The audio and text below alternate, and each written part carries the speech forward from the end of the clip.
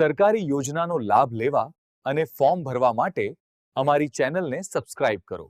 મિત્રો, આજે આપણે વાત કરવાના છીએ ટ્યુશન ફી સહાય યોજના વિશે, જેમાં તમને 15,000 રૂપિયા સુધીની સહાય છે એ મળવાપાત્ર રહેશે. આમના ઓનલાઈન ફોર્મ ભરાવાના શરૂ થઈ ગયેલ છે. ઓનલાઈન ફોર્મ કઈ રીતે ભરવું એના વિશે આપણે એક અલગ વિડીયો બનાવશું. આજે આપણે વાત કરવાના છીએ કે આ યોજનાનો લાભ છે એ કોને કોને મળવાપાત્ર છે. તો ચાલો શરૂ કરીએ. મિત્રો, સૌપ્રથમ વાત કરીશું યોજનાની જે સહાયનું ધોરણ છે એ શું રહેવાનું છે. તો કે બિન અનામત વર્ગના જે વિજ્ઞાન પ્રવાહમાં અભ્યાસ કરતા વિદ્યાર્થીઓ, જે ધોરણ 11 અને 12ના વિદ્યાર્થીઓ ટ્યુશન પ્રોત્સાહન સહાય તરીકે છે, એ એમને જે વિદ્યાર્થી દીઠ 15,000 રૂપિયા સુધીની સહાય છે એ ડાયરેક્ટ એના બેંક ખાતાની અંદર છે એ ચૂકવવામાં આવશે. તો અહીં મિત્રો, જે લોકો વિજ્ઞાન પ્રવાહમાં એટલે કે સાયન્સની અંદર અભ્યાસ કરે છે તેવા વિદ્યાર્થીઓ જે ધોરણ 11 અને 12ની અંદર જે ટ્યુશન સહાય મેળવવા માંગતા હોય તો એમને આ 15,000 રૂપિયા સીધા જ એમની બેંક અકાઉન્ટની અંદર આપવામાં આવે છે.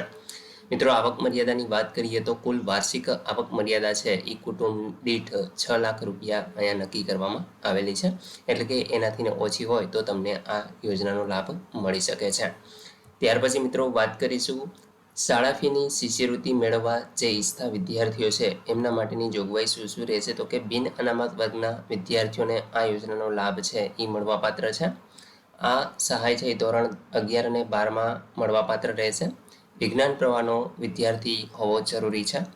વિદ્યાર્થીએ ધોરણ 10માં 70% અથવા તો એનાથી વધુ ગુણ મેળવેલ હોય તો તેઓ આ યોજનાનો લાભ મેળવી શકે છે. ધોરણ 10માં 70% એટલે કે તમામ વિદ્યાર્થીના કુલ ગુણમાંથી મેળવેલ ગુણના 70% મેળવેલા હોવા જરૂરી છે. પર્સન્ટાઇલને અહીં આગળ ધ્યાનમાં લેવામાં આવશે નહીં. વિદ્યાર્થી વિજ્ઞાન પ્રવાહમાં અભ્યાસ કરતા હોવાનું શાળાનું એક બોનોફાઇડ સર્ટિફિકેટ છે જે અસલ તમારે રજૂ કરવાનું હોય છે. અરજદારે જે તે વર્ષની અંદર નિગમના પોર્ટલ પર ઓનલાઈન છે એ અરજી કરવાની રહેશે તે જ વર્ષની અંદર. ત્યાર પછી મિત્રો આગળ વાત કરીએ તો ઓનલાઈન અરજી સહ જરૂરી સાધનિક પુરાવાઓ જેમ કે ઓરિજિનલ ડોક્યુમેન્ટ છે તમારે સ્કેન કરી અને અપલોડ કરવાના છે.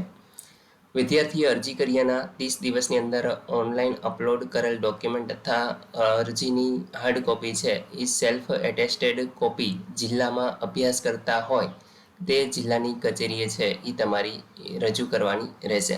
એટલે મિત્રો, તમે જે પણ જિલ્લાની અંદર અભ્યાસ કરતા હોય તે જ જિલ્લાની અંદર તમારે જે અરજી ફોર્મ છે એ અને તમારા તમામ ડોક્યુમેન્ટ છે 30 દિવસની અંદર તમારે જમા કરવાના રહેશે.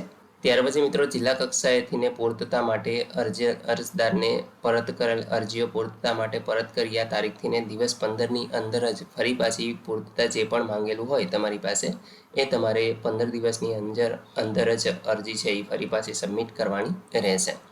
હવે મિત્રો વાત કરીશું સંસ્થાની પસંદગી અંગેના ન્યૂનતમ ધારાધોરણો શું છે. તો કે સંસ્થા ટ્રસ્ટ એક્ટ શોપ એસ્ટાબ્લિશમેન્ટ એટલે કે ગુમાસ્તા ધારો અથવા તો કંપની એક્ટ, સહકારી કાયદા વગેરે જેવા કોઈ પણ અધિનિયમ કે નિયમો હેઠળ નોંધાયેલી હોવી જરૂરી છે.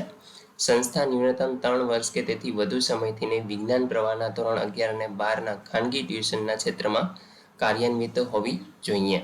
સંસ્થાએ છેલ્લા 3 વર્ષના આઈટી રિટર્ન રજૂ કરવાના રહેશે જેમાં ખાનગી ટ્યુશન વર્ગોની આવક દર્શાવેલી હોવી જોઈએ. સંસ્થા ફરજિયાત જીએસટી નંબર ધરાવતી હોવી જોઈએ જેના રજિસ્ટ્રેશનના આધાર રજૂ કરવાના રહેશે. તો મિત્રો, આટલા ડોક્યુમેન્ટ છે તમારે અવશ્ય પૂરા કરવાના છે. તમારે માત્ર તમારા ડોક્યુમેન્ટ આપવાના છે. બાકી જે તે સમયે ટ્યુશન ક્લાસ તમે જતા હો એ સંસ્થા આ જીએસટી બિલને બધું ધરાવતી હોવી જોઈએ તો તમને આ સહાય છે એ મળવાપાત્ર થશે. આશા રાખું છું કે આ વિડીયોની અંદર તમને સંપૂર્ણ માહિતી મળી ગઈ છે. તેમ છતાં પણ કોઈ પ્રશ્ન હોય તો તમે કોમેન્ટ દ્વારા પૂછી શકો છો. વિડીયોને લાઇક કરી તમારા મિત્રો સુધી શેર કરજો. વિડીયો જોવા બદલ આપનો ખૂબ ખૂબ આભાર. મળીએ એક નવા વિડીયો સાથે. ત્યાં સુધી જય હિન્દ.